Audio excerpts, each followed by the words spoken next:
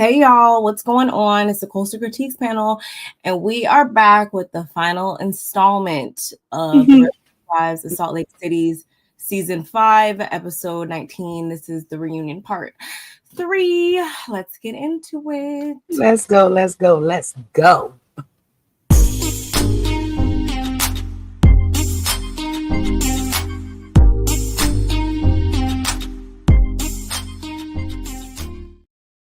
And we're here. We are here, y'all. We made it. We made it through, y'all. We did. We sure not did. like it was like a forced thing because Wasn't. the ladies gave the whole season.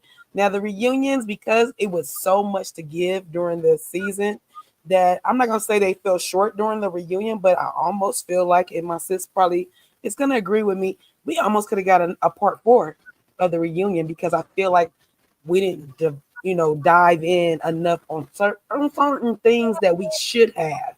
I feel like, yeah, there definitely should have been a reunion, of course, but I don't think it necessarily should have been 3 parts as much as I would take bits and pieces from each part and then add some additional questions and comments that weren't brought up at all for whatever reason. Andy, I would do that, and I think we would have had enough for 2 parts, but I don't know, it lacked for me. Some parts because that second one definitely lacked. And it's no disrespect to the men, because the men, we need to get their perspectives.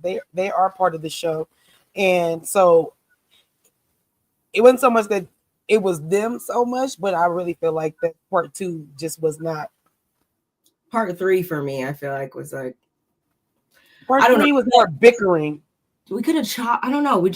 I'll just say, take them all together and put them together, and we could have chopped it and screwed it in a way that we would have had, I think, 2 parts with everything. Meat and potatoes.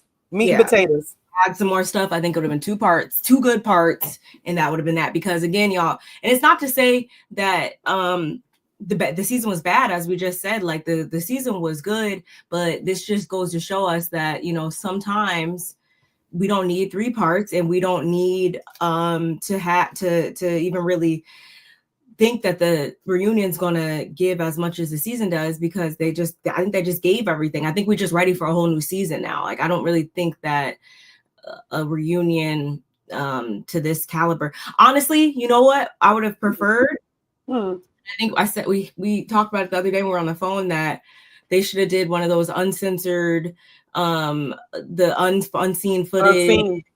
Like, how they used to do that, y'all know how they used to do that for some of the seasons of the Housewives, where we would get like the unseen footage or additional clips, or even had even did it like maybe like an after show style, where they showed us unseen clips or whatever and had the ladies all talk about it, like how they do in the after show. I think that would be good, rather than the traditional format reunions. Hopefully going forward, that is something that they're not opposed to switching up. It has been 20 million seasons across the board of Housewives. I think it's okay for us to it's only been almost 18 years. 18 years. Like, literally, my son is about to be 18. I told you Housewives either started when I was pregnant with him, or the first season came on after I had him. I know where I was living in that time, in 2007. So if we can find out what year that they came out, it was all at that same time, like literally. So like I said, my son's about to be 18. So it's been 18 years that we've been literally watching Bravo. To start to rework some of the ways in which they do some stuff. Like 18 years is a long time to be going at it the same exact way. So same formula and everything.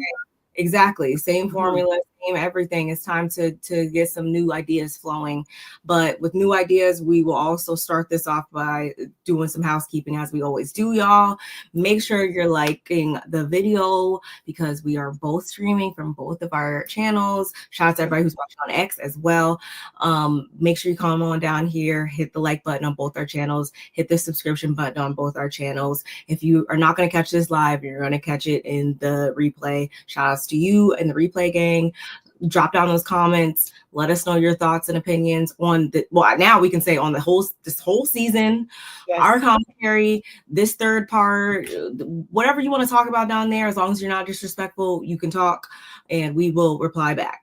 And also share us with all of your folks. And if you are just finding us right now, then you can go back and watch the entire season worth of recaps, reviews that we give to you guys. I know I keep them all, in a playlist and stuff like that. So y'all go down there, watch the content. It's all out there. And yeah, because we don't really have anything else to talk about Salt Lake City wise after today until next season. So, so sad, y'all. So sad. But I think that takes care of everything. Do you think? Huh? Go ahead, sis. No, I was just gonna say, as y'all come in the room, make sure you say hi and stuff like that. But we'll go. Come on out the bushes. It's okay. It's okay. We enjoy y'all when y'all come out the bushes. But I was gonna say, did you feel like there was any resolve? Do you feel like there are some loose ends that still need to be tied? I'm happy with how it all came to a close in the end, because especially them ending on a high note by complimenting each other and stuff like that. And even Andy complimenting Mary. I liked that because wait, did you not see that part? They showed that in both parts, right? I said I love that part. Yeah. Yeah. No, I love that. I'm glad you all jumped all the way to the end, because literally, like they said, that should have been the question at the table. we should have been that. No, it shouldn't have been. I think that it was nice to end on that note, especially with him speaking on Mary, because that kind of brought us back to, like, y'all can't deny the fact that not only were we entertained by, the drama and the shadiness of it all, we also got the real deal, like, stuff that really happens to people in everyday life, the substance abuse and stuff like that. We talked about that during this season, and I feel like it was a nice way for us to come back to that, to tie up the realness that we also saw this season by him speaking so highly on Mary and stuff like that. It was like, oh yeah, he's saying this, and a lot of this is rooted in the fact that what we saw was not just the casual banter. It was actually some real deal stuff that we were exposed to this season. So I think it was good. I still will. I'll say right now, I guess, since we're talking about it, that everybody is okay to come back for me next season. If they want to, at the same time, if they want to add somebody else, then I think that'll be too many housewives at that point. I think one person would need to get demoted down to a friend, and if anybody needs to get demoted, it would be somewhere between Whitney and Meredith for me. But it's like, I'm cool with everybody coming back. Wow, that was pretty big for you to say that. I mean, and if somebody had to. Yeah, that's still a big thing for you to say. If somebody got to be demoted, I wasn't even thinking about nobody being demoted. I'm thinking about people being promoted. Yeah, because if it was a fit, we all be what? So literally for me, I agree with you. I also had to go back and look, and I feel like I'm sorry if we're moving backwards and bringing it back to the other way. Like we said earlier, the reunion didn't give like we expected it to give. So it's going to be a lot of us and you guys in the comments really giving us the opinion, because literally it lacks some things for us. But going back to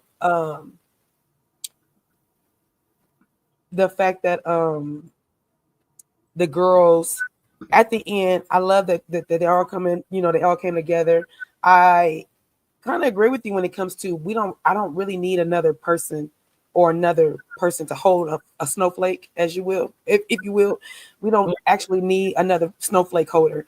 And I had to go back because Brittany, I was like, dang, at the end when we get there, I was like, damn, they kind of dogging her out. Like, but then I had to go back and say, oh no, she's a friend of. So literally when I thought they were dogging her out, she's a friend of. She doesn't hold a flake. So she didn't get dogged out as much as I thought, but I kind of felt bad for her, and we'll get there when it comes. But we're trying to allow some people to get in the room, so you haven't missed anything if you're just getting here. So just make sure that, like I said, you guys are liking the video. Make sure you guys are sharing the video. If you don't know anybody that is into Salt Lake City or the Housewives, share us with your people, because we give good commentary. When there's something to give, we give it. So and I do want to say hello to Yvette. I know since you're going to pull her comment up, but thank you, Yvette, for joining us. You one of our favorites. You always give us, one, you always give us good insight, and two, you always come and join us. So I really appreciate that. And if y'all see, she says, "Hey, Barb," she's on one channel, and then you can pull this one up, and then she says, "Hello, California Cutie," she's on the other channel. It's just that easy. It's not like rocket scientists. You just go to one channel, type it in, boom, hit the like button, go to the next channel, type it in, hit like button. That's it. That's all we asking. It's free 99. Doesn't cost you anything. Maybe a couple of seconds off your life. I'm sorry if those seconds cost you a lot, but it shouldn't cost you much, literally. So yeah, we're going to get into the beginning of it. The beginning, we're going to go right now. So, and again, thank you guys for joining us. And Playboy Gang, you already know that you guys very important to us. So keep up the good work. We appreciate you guys. Yes. Y'all have definitely not gone unnoticed. Your support this season. We appreciate y'all being down here with us every single live that we've done. And here's to season 6. Hopefully you guys will be around for that and for everything that happens and occurs on our channels in between now and then. So yes, let's get into it. Again, hey Yvette, thank you for joining us, and everybody else who's in the bushes. Shout outs to y'all. But yeah, part 3, y'all, we started off exactly where part 2 left off, which we are joined by Brittany. She, of course, wanted a grand debut, of course, but again, you're just a friend girl, so you didn't get all that. Nonetheless, yes, she takes the stage. She immediately is prompted to address everything that is going on between her and Jared at the moment. He is not in the building. He was supposed to be, but then he wasn't. And as it stands right now, they are not dating. Oops, just kidding. Production let us know that since the reunion occurred, they actually are back together and Instagram official. So she even said in this moment, like this, just the constant pushing and pulling and going back and forth between he isn't trying to text other, or he isn't trying to stop texting other women, and he's just not cooperating, and it's just always this and that. She on one hand she's saying that, and then instantly 30 seconds later it's replaced by saying he's just great, and this is just how it goes with him, and it's a constant cycle, and it's she sees it for what it is, but then she instantly doesn't care about what it is, because not only have the ladies explained to her what it's giving, how he feels, what he's lacking, and how she shouldn't be cool with that, but then she still decides to go back to him. She says again that they were broken up, and that this chapter is 1,000% closed. But as I just said, we got a caption blurb saying otherwise. So yeah, Andy just asked her about the relationship between her and Jared. She talked about how they've been separated since June, and the primary cause being, again, his communication with other women. So what do you have anything to say about that? I really feel like Brittany wants us to join the circus that's in her head, and I don't want to go. I don't want to go. I only like the Universal Soul Circus. It's the one I like. I don't want to be in the circus in her head. She is there a echo? I'm sorry. Is there an echo, you guys, or do you hear anything? Because I kind of almost feel like I have a feedback, and when I hear feedback, somebody might say, "Oh, it's an echo," but I want to make sure that there's not. But anyway. Brittany, first of all, you don't deserve no grand entrance. I'm not walking out. No, You're not walking out. You're gonna sit your little self down. You're gonna sit your little self down, lady, which was really funny because it's like that is so Brittany. And it's such a Brittany moment. Like, oh, I'm not walking out. Like, you know, you're not. And then, like, literally, I feel like the way that Jared presents himself to her is the way she presents him to us. And if that is the way it is, then she needs to run for the hills. Yep. Like, literally turn around and run for the hills. Because this man, as much as you keep saying that you're not with him, he's not the guy. You guys start a little feedback. I don't hear anything though. Okay. So let me see if it's my phone, because sometimes I have my YouTube one, but I don't have anything else open, but I can hear it a little bit sometimes.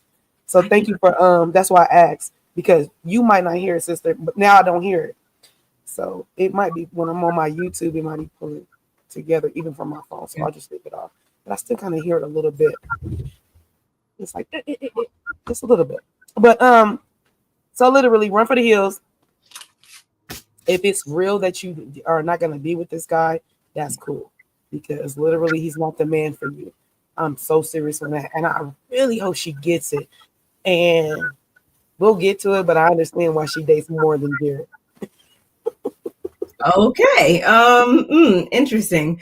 So yeah, like I agree, but yeah, it just comes down to what we've been pretty much saying all season, y'all, that like it's only going to stop when she puts a permanent stop to it. If she keeps allowing this push-pull ness between them to exist, it's going to continue to exist, and then she'll be back talking to her daughters again for 6 months or 9 months or 12 months or however many months. Just kidding. That's Bronwyn's fault. What am I talking about? Anyway, but shout outs to her though. I will say this is the best she ever looked. She went down to Angie's spa salon, got her hair done. This is honestly the teeth were whiter than snow.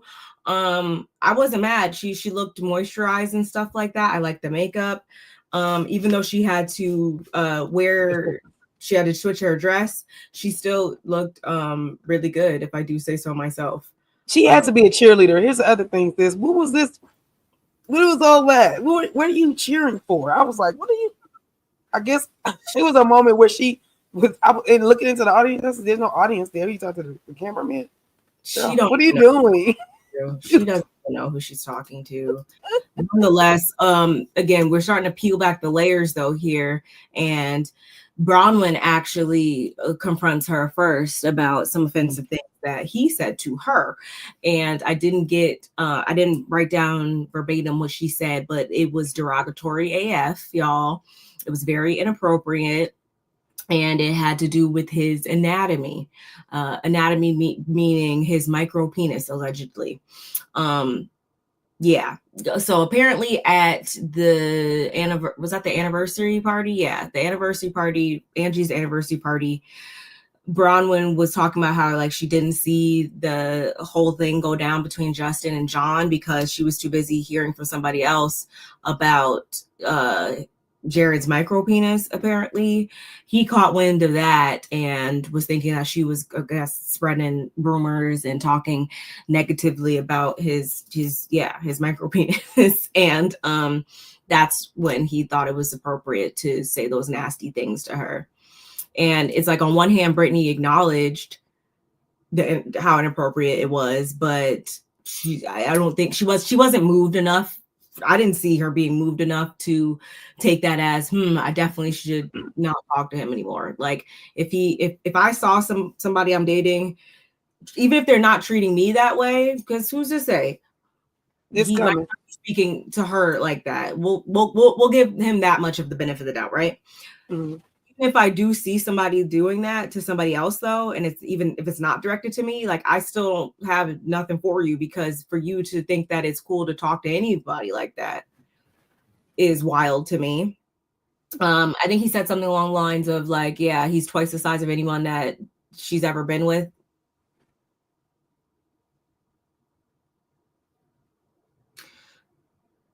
she says Brittany, she was embarrassed, and you know, she tries to act like she understands in this moment, but again, she was probably texting him by the time she walked in the back, so whatever. Then they also talk a little bit about I don't know, his the Osmonds, they were brought up again. I didn't really write too much about that. Didn't really care, honestly, because I mean, honestly, they were before my time for real, and like I don't really think that anybody even they were around my time, and they wasn't messing with the Jacksons. Nobody's checking the Jacksons. So like no one cares about them right now. Like, sorry. And then Brittany talks about how she is reconnected with both of her daughters. Olivia was actually with her there in New York, which was cool, I guess.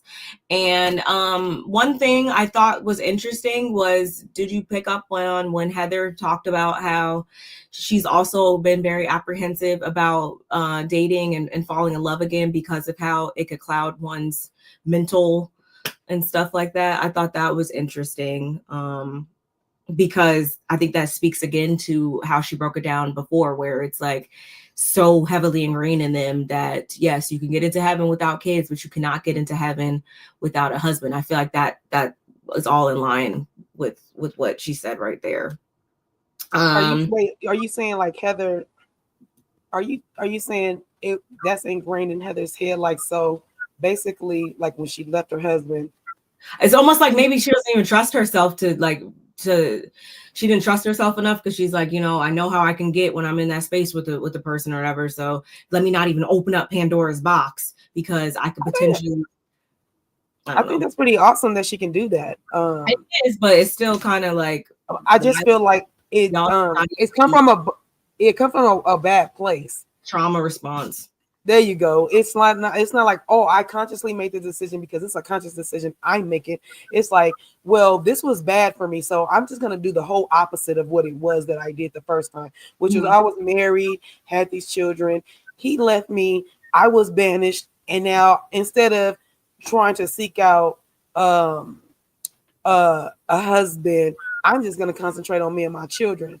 That's commendable, but it's also, I don't like when people do say that they do that for themselves, and then they make that like that's the blueprint. And so if you don't do what they're doing, it's like, that's why I didn't do it, because it really clouds your memory, your mind, and yada yada. That's not every time. That might be your case. In your case, it probably will cloud your mind, and you probably will put the man first, because in Mormonhood, that's what y'all do. That's what y'all do. So literally, you would go back into a little cycle that you were already in. So for me, when Heather said that, I was like, good for you, Heather. And now you're empty nester, and now you don't have anybody. So about learning how to just have a normal, healthy relationship. Right. You don't have to marry the person you're dating. And I feel like you should be able to date. I didn't date enough. Well, I'll take that back. When I met my older kid's father, you know, I was 18 and we were together until I was about 24. And then we tried to work it out until from 24 to me turning 27, I think. So for 3 years, we tried to work it out too. But by that time, I was like, this ain't working. So I feel like, you know, your cutoff date, you know, when it's like things are done, you should trust like you said, she doesn't trust herself.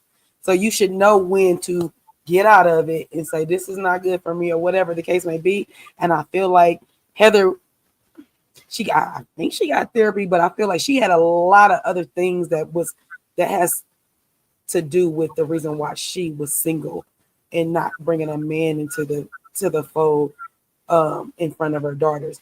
Like I said, it's commendable if you can do that. And it's not a bad thing if you can't. It's not a right or a wrong answer to me. I think everybody is their own person. They have to figure out what is good for them. If they want a father figure for their kids, depending on the age of the kids too. There's just so many factors which makes every couple its own thing. So there's no right or wrong. But you know, I do appreciate that Brittany understands that about herself now. It did come at a hard price for her to learn. It took her, you know, for you to be estranged from your kids that's a problem. With me having 5 kids, I don't like to be estranged from any of them. I've had arguments with my adult children and had to let them cool down, or I had to cool down. It's not a good place. I don't care who it is. I don't like that place. And that could be just from us arguing. Had nothing, not much to do with like their upbringing. But if we have a big enough argument where I don't talk to them for a little bit, we both need to cool off, and then we come back together as if nothing ever happened, cool. But I couldn't even imagine literally being estranged from my kids for a man. Like, that's crazy talk. like I literally, that's crazy talk for me. I would literally be like, hey man, I don't like being away from my kids like that. So I'm not trying to do that. We going to figure something out. If they tell me that they don't like you, or I don't like the person you are, you don't act like a mom to us, I'm gonna have to go evaluate myself. So, but like I said, every person has their own thing. But Brittany, you messed up. Hey, sis. Hey, thank you for popping in from work, sis. We appreciate you. I can't really I can't see it another way. And that's why, I don't blame Bronwyn for what she began to say here, which was that, she admits to judging Brittany like harshly about that. Because she says, she's like, there was dates I didn't go on. There was things I didn't do. There was, all this stuff. She can't empathize with that. And Brittany was quick to be, not like I'm doing to you. She was quick to interrupt, but you did, because you're married. You've been married for like 10 years. Like, she wasn't saying those things, but she literally was like, but you did. Because how old is Bronwyn's daughter? 18, about to be 18? Which means that she started dating Todd about when she was about 8. So when you say things like that, that is exactly the age my daughter was when I met my husband. My daughter was 8 and my son was 5.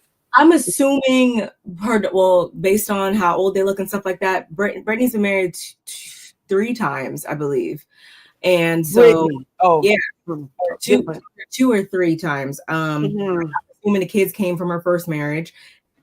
And then, because she said something along the lines of, oh yeah, they're upset with me over some things that happened in my second marriage, like something about the second marriage. So I don't know if she was married one other time after that or not, but nonetheless, I mean, that's even wild, just because they're not even that old. Anyway, Brittany, you need to slow down and get your priorities straight is all I feel like Bronwyn and some of the other ladies were saying, because does she say it right here? I think she might have says it later. Bronwyn does.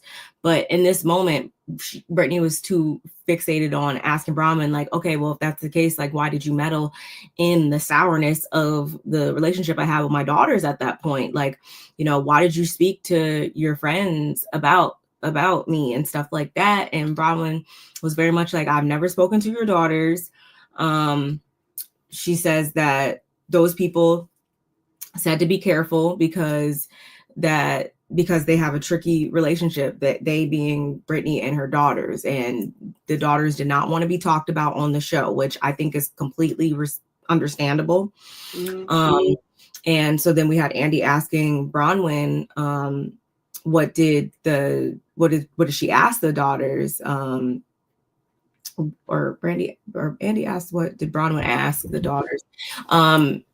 Is she the reason you were this estranged from your daughters? Like, weren't you already estranged from them? And I'm glad he did start to ask her that. And I'm even more glad that production was quick to show us her casting video, because Brittany was really going to sit here and tell us like, oh no, like, that was this was all Bronwyn's doing. I am going to blame her for that amount of time that I didn't speak to them and that we were estranged, only for production to show us her sitting there talking about that her daughters were not talking to her, and she even giggled like a little bit. So it's you trying to act like you're just so bent out of shape about this.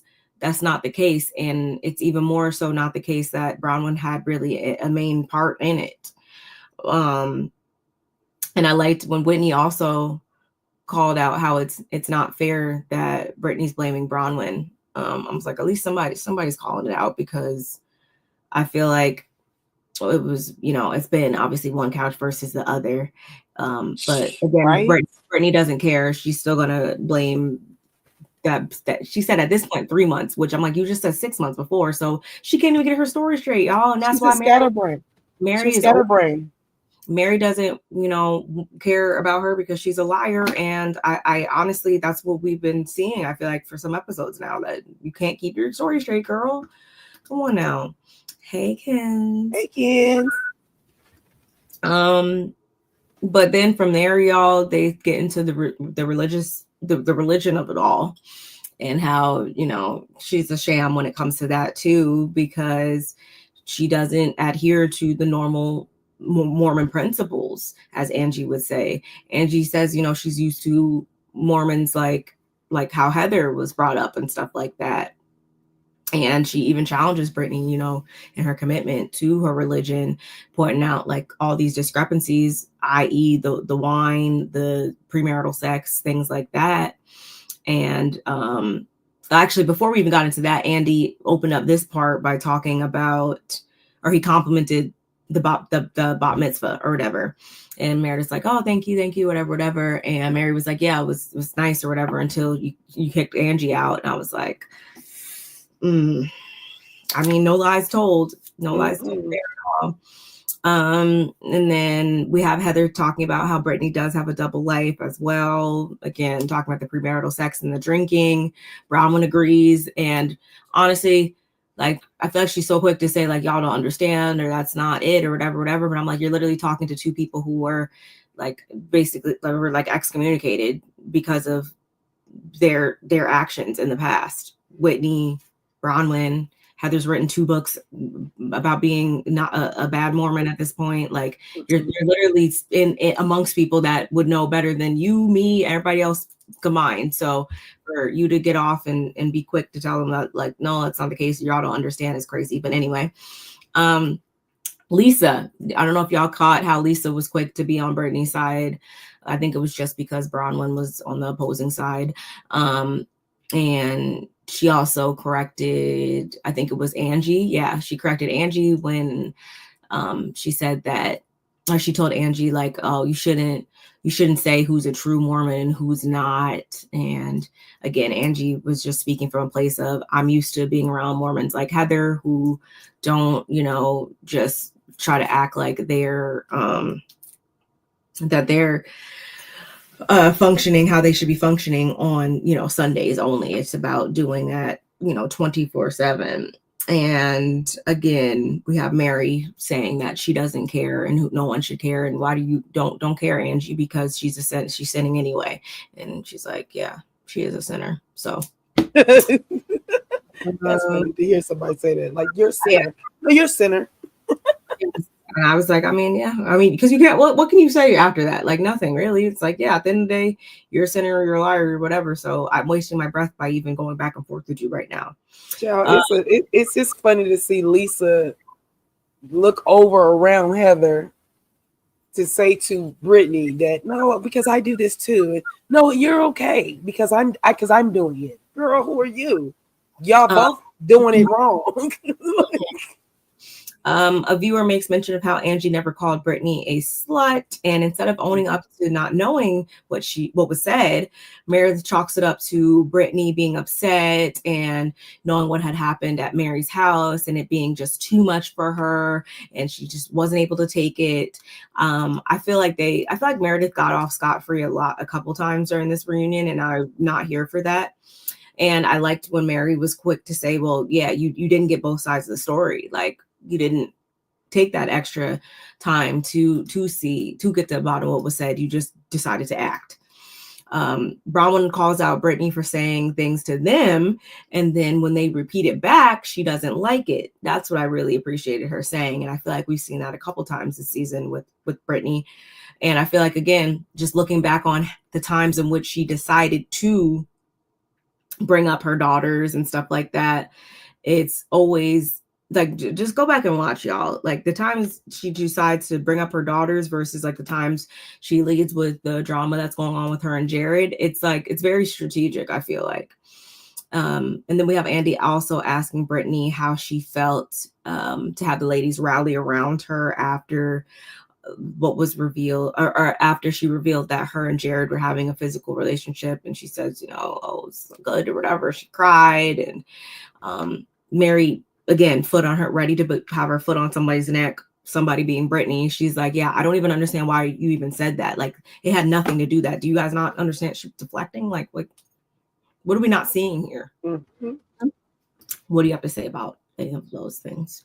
I literally love when Mary's trying to hold the people's feet to the fire, and for whatever reason, it keeps falling on deaf ears. Like Andy is not. He hears her. He hears her say it, but he doesn't go and make them elaborate what she's saying to the person she's speaking to. So that's kind of crazy to me. That's why I understand why people say they don't want Andy to host, because like, I don't know if it's about a fan favorite or his favorite, but sometimes he kind of drops the ball when it comes to them. I didn't like that Meredith was able to use the fact that, well, the day before, you know, when we were at Mary's house, you know, I heard what she said there, and so I didn't need to really hear what she said at my bar mitzvah. I just took it for, you know, whatever. It's like, oh, okay. So never mind how it went, in what order, and who was wrong. You just saying, you know what, I was already mad at Angie anyway, so I'm just taking it, you know, I'm making my decision at that. That wasn't cool. There was no apology to Angie. Like, you know what, Angie, I'm sorry for doing it. I should have listened to both sides, even though I was mad from the day before that at Mary's house. Like, girl. So I feel like, again, like you said, that they didn't, they kind of glazed over what Meredith was doing, and she, you know, kind of, even, you know, because I don't want to forget this point. If you guys know I'm a woman of a particular age, I might forget this point, but I didn't even like that when I was happy that Andy said what he said about Mary, but I really would have wished that he would have still said, I'm gonna say some things, but I still want Meredith to say some things about you, so that they could say something to each other, because I feel like that would have jump started our season 6, because them two not talking or knowing where they're at with one another. Not that we don't know. I know Mary loves Meredith. We don't know with Meredith ever, because she tries to act like she's past stuff. And she, even in this reunion, was like, oh, I'm somebody that forgives everybody. We've never seen that. So what are you talking about? But anyway, I don't think she even forgave Lisa still for the hot mic moment. I think she just put it in her back pocket and saved it for later, for saving it for later. For if you say something to me, I'm gonna bring that back up. And I've never trusted you since that point. And then you're gonna find out, and your face is gonna be on the floor and cracked on the ground, talking about, I didn't know that Meredith was holding these grudges. Like when they said Angie's the grudge holder, I'm like, and so is Meredith. And so is Meredith. Oh, but maybe not when it comes to Jen Shaw, because Broad, we're gonna get to that too. You did too much. You did too much. But okay, do you, Meredith? But yeah, I just feel like you said, they're not really they're letting Meredith just kind of skate by the things that she's done, the wrong that she's done to people, and not making her apologize for it. She was wrong for doing that to Angie and Sean, because you kicked them both out. And Sean didn't do nothing. So literally, you kicked both of them out. Sean didn't do nothing, but you want to hold Sean's feet to the fire about something he said on a podcast that they asked him. Had nothing to do. He didn't come to social media and just divulge this information. He was asked a question, and this is what was said, and you took it to the left. And now, when we try to do that to Meredith, it's like, oh no, I didn't do that, and I'm done. Like, what? That ain't how that goes. So yeah, I don't appreciate Meredith in that moment. I love Mary for not forgetting, even when it was Brittany. Brittany, you was trying to switch reels. It wasn't time to switch reels.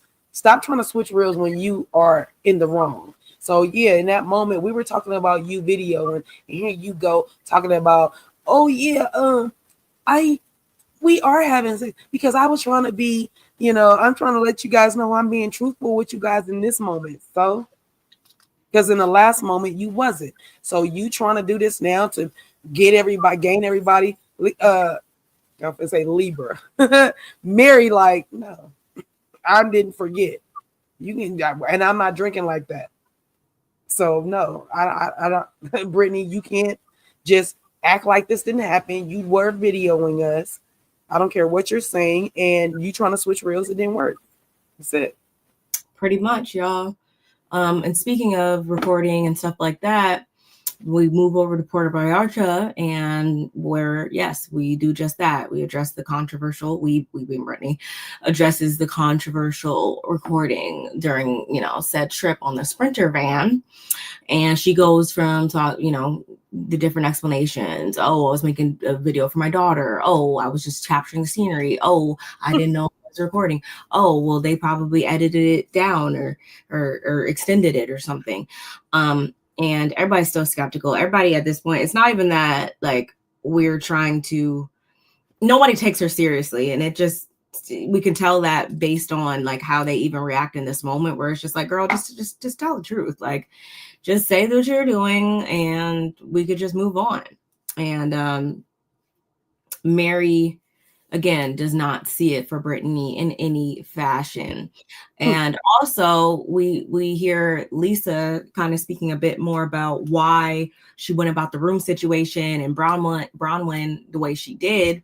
And her explanation was because of the fact that Bronwyn was being mauled by a dog. She wanted to give her the largest room in the opposite villa because she had the largest room in the one villa, of course. She wanted to give Bronwyn the biggest one over there and just let her, be in the life of luxury and stuff, since she just got bit by a dog, like I said. Which, I mean, that is nice if you think about it from that angle, but I feel like if that was the case, then she could have explained that, I feel like, better when Bronwyn, like, just say that then, instead of being defensive. And she had time. She had time to come up with that excuse, because Bronwyn away, like, you should have just said, like, hey, it's not like that. I actually was doing this to be nice. If that was the truth, that you came up with that since for the reunion, babe. We're not stupid. Hey, Drake, we're not slow. Like, come on now. We're not. So don't do that. I don't like when people literally come up with something. And Lisa reminds me of a person that does this all the time. When she's in trouble, when she's drowning, she comes up with these things that will just, because she, she plays victim. So she's always going to be the victim in it, always. Like, literally, she's going to find her in the story and how she can be the one that they're doing it to me. We saw her do it at the end of this reunion. Everybody comes with me. Shut up. So you just, girl, victim. I'm tired of it. And so I literally just, for me, Lisa just finds she wants to be the one that's traumatic. I am one of 6 kids. My parents wouldn't even know if I was married. And I was like, what are you talking about right now, Lisa? Are you having a meltdown in front of us right now in this very moment? Because it's got to be about you. None of these other ladies came for, you didn't come for Meredith.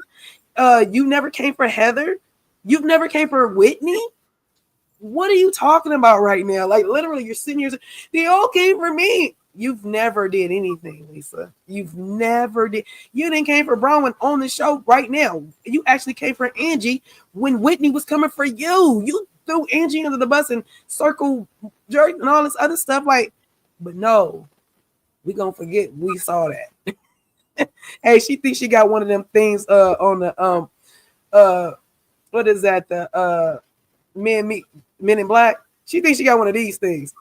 You're gonna forget everything I said. She must. Like, you don't have one of those, babe. We see it. Stop. It's annoying. Speaking of the dog, though, y'all, and because Andy, of course, asks, like, okay, yeah, those, it was pretty graphic. Then that's why I said she got mauled, not just bitten. But we find out that the dog, again, was being fostered, and he has like a history of showing other dogs aggression. And so when the guy went to go to his car, instead of making sure the dog was being carefully watched, Bronwyn unfortunately was a casualty to his teeth. So she also let us know that she didn't sue. She paid for him to get checked out, actually, and he's at a farm now away from other dogs where he can, live his best life. And Andy actually wound up asking, like, yeah, in that situation, like, what do you do? What did you do? Like what do you do in that situation? And Brown was like, well, actually they say that you're supposed to like butthole, like, and then we got Mary saying like, no, like you're supposed to choke him out. She's like, the butthole doesn't work. How are you getting to the butthole when his face is on your arm, your leg? How are you reaching over to get to the butt? Ain't nobody got time for that. Mary so confidently was like, no, the butthole doesn't work. You can't. It can't. How do you know that? Because how are you getting to the butthole if you're getting bit? How are you getting there? She's saying somebody else is supposed to do that. But I'm just trying to figure out how Mary. I'm with Mary. If he's on a leash, choke his ass out. A Maryism, y'all. Like, I'm like, Mary, not you knowing that the butthole doesn't work. Have you tried, Mary? Maybe she had. But here's the other thing, sister, before you move on. Did Bronwyn have all her dogs with her? Because literally, she got a lot of dogs, right? She got a lot of dogs. So you at the dog park, you have all your dogs on your leash. That means you got like, I don't even remember how many dogs she got. She got so many dogs on the leash. She's not taking all those boxers. Like, I don't think that's human. That's why I asked. I don't know. I'm not even questioning her as a victim. She got mauled. Like with you, it wasn't a dog bite. She didn't just get bit. She got mauled, arm and legs.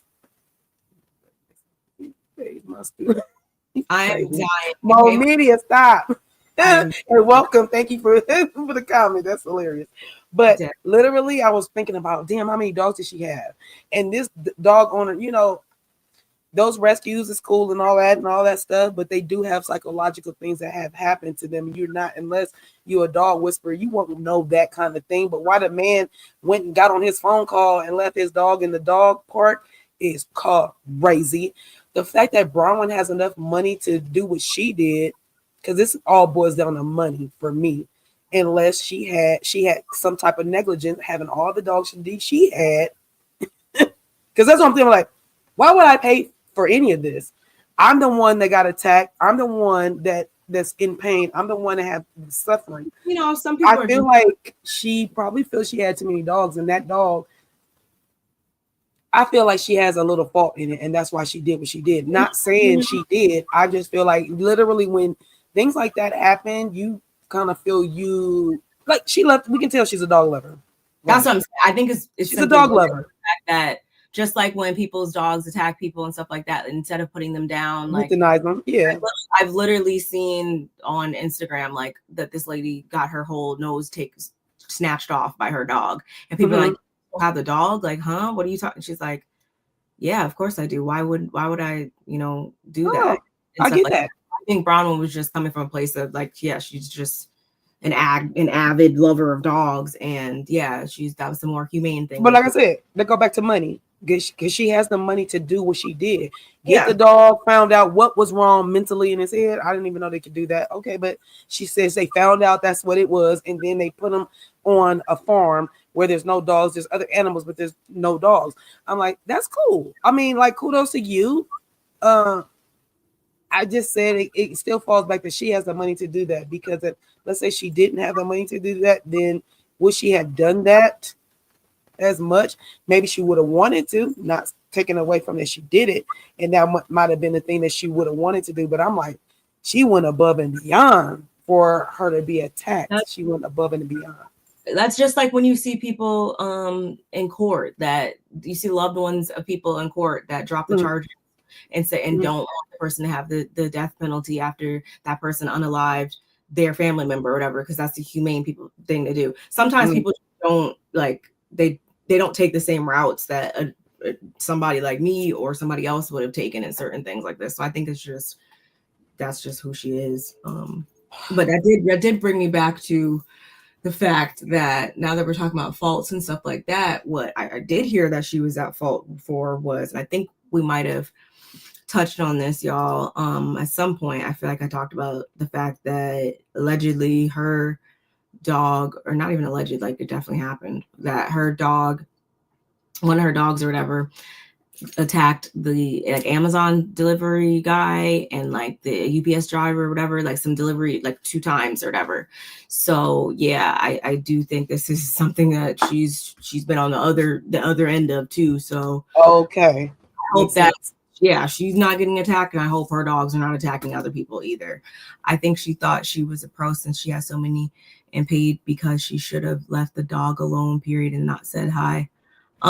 She said, wait, I don't think she ever spoke about how I don't think that she did anything wrong in that case other than that dog, I guess, just being triggered and being in the park and being unattended. I don't think like she went up to the dog and tried to do anything or anything. I think they just did that. I don't know, because I feel like the way her husband responded up to her being bitten stuff, I don't know, something still feels a little off. And then now we're finding out that Bronwyn she kind of like stretches the truth a little bit for her benefit. No. I guess as far as that, I'm still looking at her sideways, of course.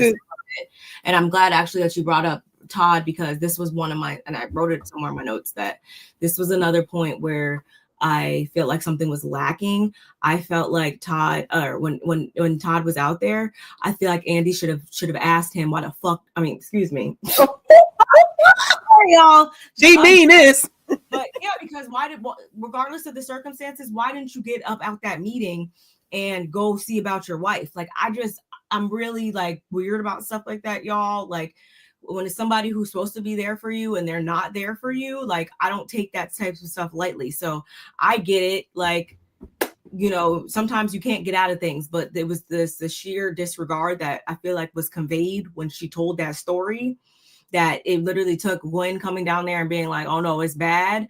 Which again, some of you guys might be like, well, Bronwyn, you do stretch the truth and maybe and it's like, I want to think that too. But at the same time, when we're talking about there's just certain things in life I don't play with. If somebody said they got attacked by a dog, I'm taking that as serious as possible. You say you got in a car accident, I'm taking that serious as possible. There's certain times where I'm just going to always put away any negative feelings or any drama or anything like that. Like I'm going to put everything to the side when there's certain like situations in life that pop up no matter what. So I'm just like, that doesn't negate the fact that Todd, you didn't get off your ass. I felt like, again, that was something Andy should have brought up when he came out there. Definitely should have brought that up. Mistaken. I thought she went up to pet the dog. I mean, I don't think that was ever. Remember, I don't know if they gave it. That's what I was saying. It's so evasive that we don't know exactly. We don't know how many dogs she was walking with. We don't know what she was doing for the dog to attack her. So they were in a dog park. So that's like an enclosed area where it's assumed that all dogs in here are friendly enough or mature enough or trained enough to be amongst other dogs was how I looked at it. So, but again, he didn't bite another dog. He bit her. I don't know. I wish somebody would have expounded upon that a little bit more. I mean, I think she has done some independent interviews and stuff like that. And if y'all do see it after this wraps, let us know in our comments if you hear any more details. Yeah, where we can find it or any of that.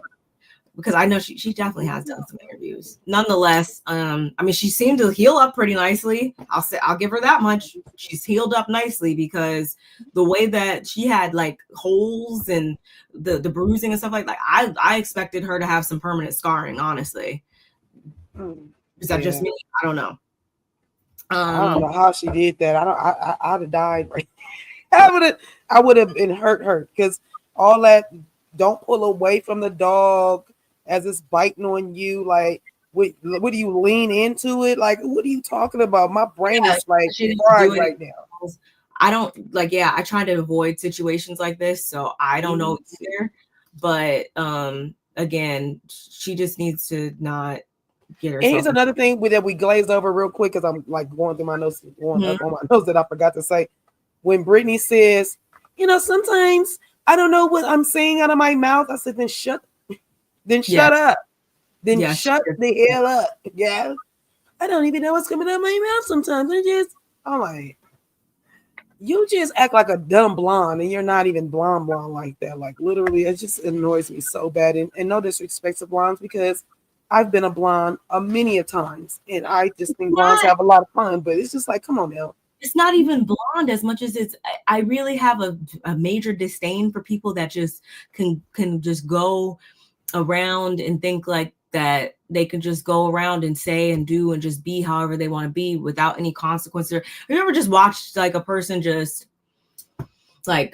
walk out into the street with like zero regard, oblivious, oblivious people. Yeah.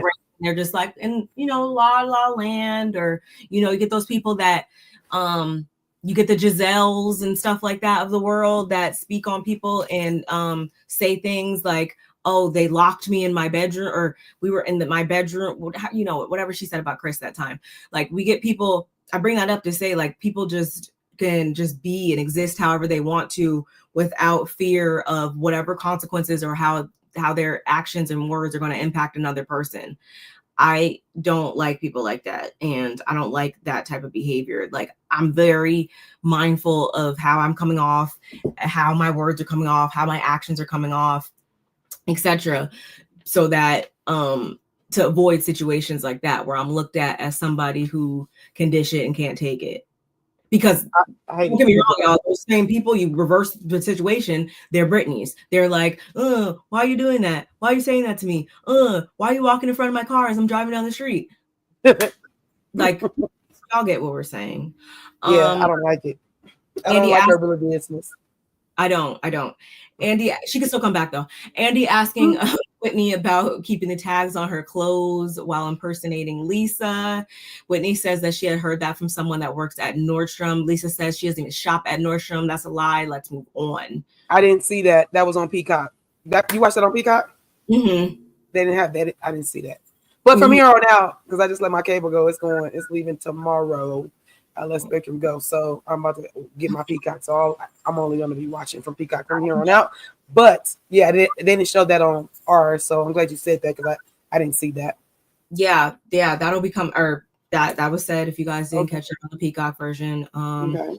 He also asked why did she storm out of the Vita dinner, and then we had him also asking, like, why did Angie's words hurt you so much, Lisa? And Lisa says that she thought that her and Angie were just better than that. She was trying to broker peace, etc., etc. And Angie's like, girl, because then she's talking about between her and Meredith, and she's like, girl, like, you're trying to broker peace and stuff like that. Basically, Meredith is big enough to stand on her own. Like, she's a lawyer. Last time I checked, I am a whole hairdresser. She should be able to sit me down and take me out. And that's no shade to the beauty school students and the hairdressers out here. I was not offended. I wasn't. I sure wasn't. I understood what she was saying, because it's just like, girl, like, basically Meredith should be able to handle her own, given her accolades and her credentials in life. So you're trying to make it sound better and church it up right now, Lisa, and we're not having it.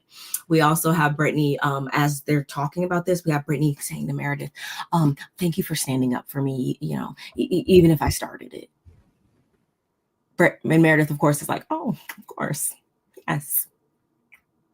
Brittany just don't read the room. Shut up. They're having a whole conversation. Here you go, trying to be all sneaky and talking. I'm like, be quiet. I was screaming, y'all.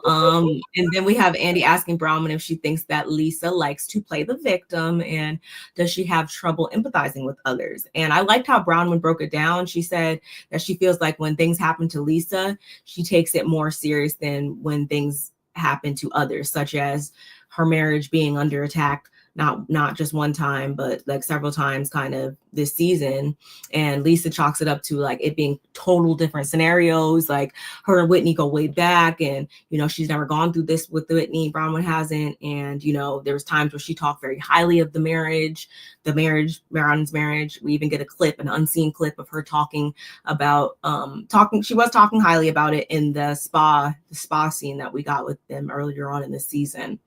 And Bronwyn was like, I don't really know if that's the case, because the hot mic walking off the boat moment, which I'm glad that she brought that up, because I feel like when that happened, I also was kind of like, the way in which Lisa said it, she didn't say anything bad, but it was just like, not so concerning. Yeah, well, it was like the fact you didn't come to her defense, and you were being shallow on the boat when she was in tears talking about it, only for us to immediately get off the boat and you catch Angie's ear and or like asking her like, oh, how did you feel about that and stuff like that. It looked, the optics of it looked messy, like you were about to talk behind her back and talk trash about her. It did, and that's why I'm glad Bronwyn brought it up. And of course, again, Lisa was adamantly saying that she was talking highly and it was a mind F, because it's like, okay, am I supposed to support y'all's marriage and stuff like that? Or or is it F Todd? Like, right. To a degree, I can kind of understand a little bit based upon the fact that Bronwyn, you didn't do yourself a service by, on one hand, yes, divulging the fact that y'all went through this emotional affair. It was so traumatic. It was so hurtful. Gwen found out, et cetera, only for us to get down here to the reunion, or not even just the reunion, on the after show, on Watch Happens Live. Every time after that, it was, oh, we've got past that. It was just, it wasn't really an emotional affair. It was, we're stronger than ever. Okay. So yeah, it doesn't really give, I can't really be too mad at Lisa if you just backtrack and backtalk, and that's the type of stuff that we hope that you work on during the off season. Okay. We also have Whitney talking about how at this point she was just completely done. She just wanted to take her shoe off and throw it at someone. Wasn't mad at that. Me either. Talk about throwing up Kate a little bit more. She felt like Brittany was trying to imply that she had an eating disorder. Brittany is sticking towards her story of she would never do. Let me tell you something. I'm literally on Brittany's side on this one. Because Meredith, just because you get loud and overtalk somebody, girl, I do believe you was up chucking. And I do believe that Brittany heard what she heard. And I love the fact that Brittany was like, girl, I know what I heard, and And Meredith was literally like, no, you're not going to shame me, and yada, yada. And she was like, well, first of all, I'm the one, I really had this disorder. So I'm never going to just shame anybody. So even when she said that, I was like, so that's a clear sign that she's not doing that to you. But you hit dog hollering. I think you do probably have a problem because you're making a big deal about it. People that make big deals about things literally means that you are the one that's doing exactly the thing that you are trying to make people think that you're not doing. Well, for me, it's about marriage. I think that it has something to do with the fact that everything ain't clean in between their marriage. Okay. And that they're just, this is a marriage of convenience at this point, and they're not really together, something like that. So that's what I think it had to do with, more so than the throwing up. However, you cannot discredit Brittany and what she heard, though, sister. It sounded like you and we shared rooms before, but we wasn't next door to each other.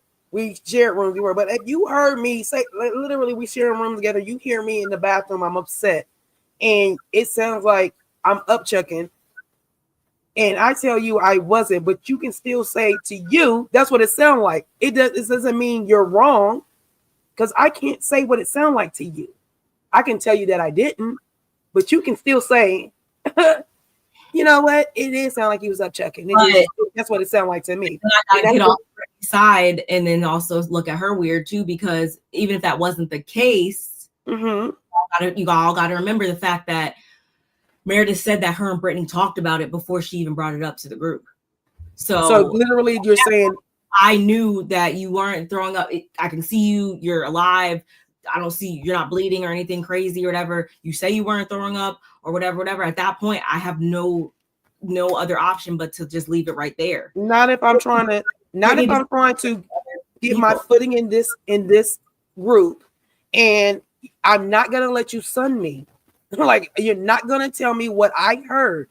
You're not going to tell me what I heard. You can say it in, you can tell me that's not what happened, but that is not going to stop me from telling the story that I got from me, which means that's fine, but that's messy at that point, though. At the same time, and we're on a reality show to do what? Be messy, and I'm supposed to make these. This is what I'm here to freaking do. You're not, like, literally, I'm on Brittany's side. I don't care, Meredith. You can't tell her but what she heard that she's being here in the messy one. Then this is what I mean. My sis, we gonna agree to disagree. you don't have, like, she still shouldn't have brought it up to, like, I get what you're saying. Yeah, at the end of the day, it's Housewives. I'm bringing it up. I want to be messy. I want to have a moment. That it was founded in trying to be messy then, and not out of care. Then you were trying to be messy. Yeah, because I feel like you're lying. I'm holding so you weren't. So literally, you're saying, Meredith, you weren't throwing. So what were you doing? I was upset. I was on the phone with my husband, and we were doing. So what was the sounds that I was hearing that sound like choking? She said, I was choking. Okay. I'm glad you brought this up, Mo Media. I swore Brittany wasn't being intentional trying to get a full-time snowflake, but from her messiness in the reunion, she was. I'm glad you said that, because yeah, I was with it until like I realized, like, no, you're that's why I keep saying she's trying to find a crack in a crevice that she can put herself in. We get it. She's like, I'm looking at her even more sideways now, because how she was all, oh, I should be out there and I should be like that was my favorite part of the whole scene. That means the whole reunion is her. She can't be trusted then, because you're coming on here in a certain way, because yeah, you want camera time, you want all these other things. So, which again, for the most part, isn't a bad thing when we're talking about other people, but the way in which you're doing it, that's fine. Like literally, all I'm saying is, in that moment when Meredith was trying to turn around and be like, she could have been being messy, but you're still not going to change my mind on what I heard. I don't care how messy I'm trying to be. I heard you upchucking. You can't change what I heard. You can say what you were doing, but I still heard what I heard, and I don't care what you're talking about. This is what I heard. This is what it sounded like to me. And if you say it wasn't, cool. She was wrong for bringing it back up if her and Meredith had talked about it. That she's wrong at that point. Like as Meredith said, then that's you spreading lies at that point, because I'm not on her side. I said I like the fact that she was not trying to. I don't like when Meredith was trying to tell her what she heard. You can't tell somebody what they heard. Like, you can't tell me what I heard, girl. You can say didn't happen, and you were being messy for saying it, but you can't change what I heard. I heard you upchucking. I wasn't. That's what I heard. Oh, I was coughing. Okay, well, your cough sounded like you upchucking. So then we have freaking Brittany trying to talk about how she they had to let her know that it's not possible for them to edit things to be longer, talking about the clip that she took on the Sprinter van. And then we also have Andy directing his questioning to Barry, because he wants to know why it bothered her so much so when Angie went after Brittany, and like, how did she feel about Brittany? And Mary says, she doesn't feel like Brittany is honest about anything, and based on the fact that she has so much going on in her own life, she just can't take another wreck. And as it pertains to Angie, she just felt like Angie was being fake, running after her, and it made her mad. My question to y'all is, did y'all peep Angie's face when Mary said that? Because Angie looked like she was biting her tongue, and I don't like that, because I didn't like how it all even went down when Mary did that, and I feel like he should have kind of had more to say to Mary, and I feel like he didn't, because it's clear that Mary's one of his favorites, which is fine. She could be one of your favorites. That's cool. I have no qualms about that, but I don't want Angie to get into this friendship and continue to like minimize herself or feel as though like, even last week or the first part when Mary was like, oh yeah, Meredith, you guys make up or whatever. Like, I don't want Mary to be the dictator in their friendship. It should be equal. And I feel like right now, her thinking that it was cool to just be like, oh yeah, I thought she was fake and I was mad at her. I feel like Angie should have spoke up for herself and been like, yeah, but how you did it was fucked up. I kind of think that two things. It's so funny that I'm saying this, because this is literally, my sis said this, our whole season of the reunion, two things can be true at the same time. I really feel like when it comes to Mary saying that, the reason why Angie didn't say anything, because Angie know that would be, she was probably being two-faced, meaning she probably was talking mess about who we talking about, Meredith. Okay. She was talking mess. And so, about Brittany, you talking mess. For her to say you were fake, that means she got something on you. She knows something that you've said about this girl. And for you to turn around and go now run out the door to go make sure she's okay. It's like, So I feel like in that moment, I feel like Angie did want to say something to Mary, but then I think she thought about like, oh, I did. If I open this can of worms, it's gonna be like, she's gonna be like, girl, because remember you said Brittany is brainless. I'm not saying she said this. I'm saying whatever it is that she said about her, and it's okay, Angie. We burned everything. We talked about some things. You guys all have dirt or have talked about not just the one person that y'all chose to pull your phone up and say, this is the one person I talked about. Y'all talked about each other. Only person I won't say that did it as much is probably Mary, because she probably wouldn't, not probably, she wasn't really messing with y'all. She don't have that kind of time with y'all. I'm saying that to say, go ahead. I'm saying that to say that I feel like Mary knows that Angie has talked mess about Brittany. And so when she said that she was being fake, she knew in that moment, like, oh, she got me. I literally don't want to say nothing, but then if I say something, be like, what was fake? Why was I fake? Mary would be like, because remember you had said she's this, that, and the third, and here you go running after her. That's what I was thinking, because I saw that too. I literally saw the look on her face to turn her up her head like, dang, I really want to say something. But then I thought, the only reason why you're not saying nothing is because you must know that you said something, and it's not fake. Like, I didn't like you, Brittany, at the time. I think it was, just based off of what had gone down between her and Angie from what we've just seen, I think we have enough there for Angie to have, for it to still have played out how it did with Mary being like, oh, that's fake of you or whatever. Just based, I think there was already enough there that we've seen. Like, I don't even think we need to know if Angie said anything more or less behind the scenes sideways. But I still think that, yes, I don't like that either, because Mary would never bite her tongue for Angie's feelings or whatever. Yeah.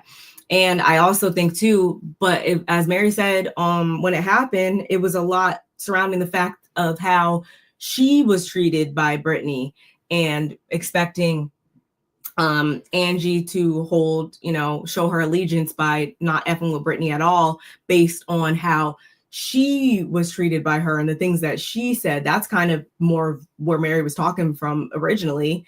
So again, if you're saying now like, oh, you didn't like how I was being fake because of this and all this other stuff, like, it was all Mary's projection at the end of the day. And it would just be like, if it was me and you, and like, if you had a verbal sparring match with somebody, and you told them that they had high body count hair and everything else in between, and then you decide to, and then somehow we're all in the same place or whatever, and then you decide that you saw that person just stub their toe and you want to go make sure they're cool, they're okay or whatever, I'm gonna just let that up to you. If that's what you choose to do, I'm not going to be more upset or hold on to something that you're not holding on to. Now, unless it was like that person tried to take your life and now you're about to go give them $1 million, I feel like that's different. And I would be like, hey, are you sure? Almost like a Jen Shaw. Do that? Yeah, like, I feel like there's certain like levels, and I feel like the level at which Mary got all pissed about was just not, I just can't respect that. And I agree. Okay.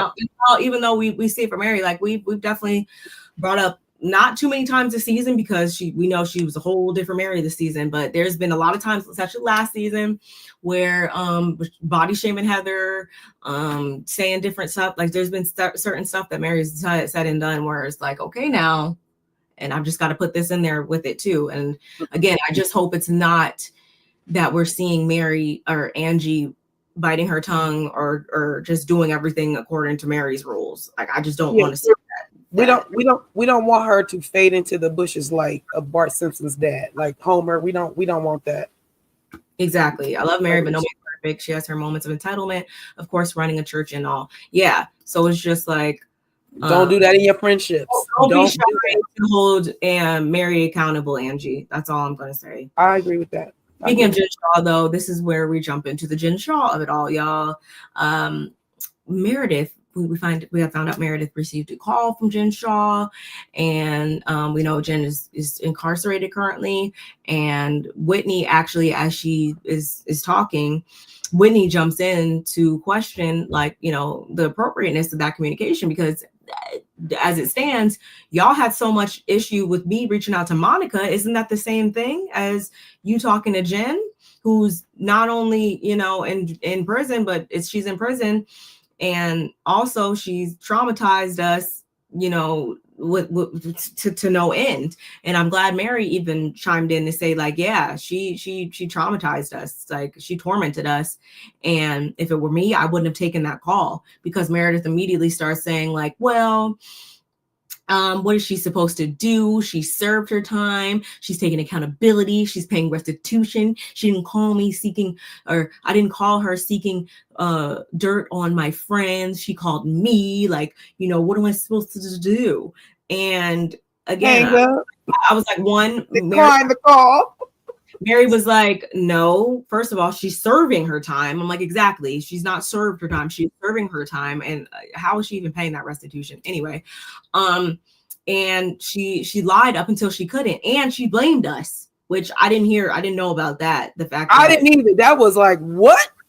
She blamed them, namely Meredith and Mary, I guess. And Meredith claims that this is when Meredith claimed that she forgives everyone. No, you don't. No, you don't. You clearly didn't forgive Angie. My question, though, to y'all is, that was all BS, of course, for Meredith. And I think he was right. And I'm glad she jumped in to ask that question, because it was good for the goose should be good for the gander, right?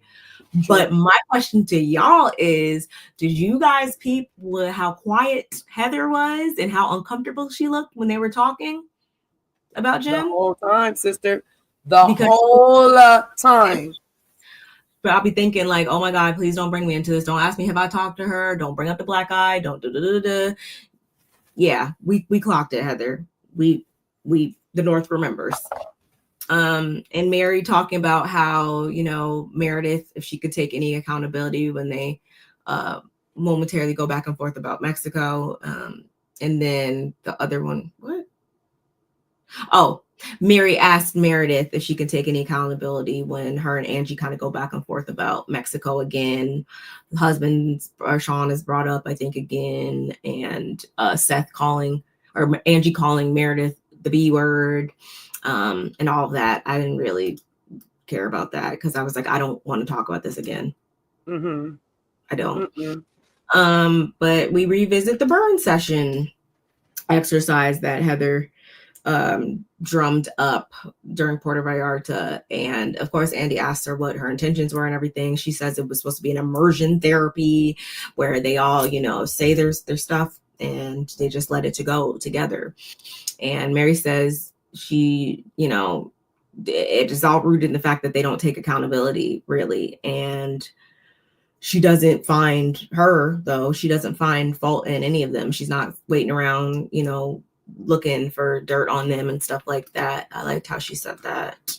And then we have Whitney talking about, or she wants to know if Lisa and her are going to burn things or not. But at the end of the day, are we going to burn things, Lisa? Are you going to let things go? Like, what's it going to be?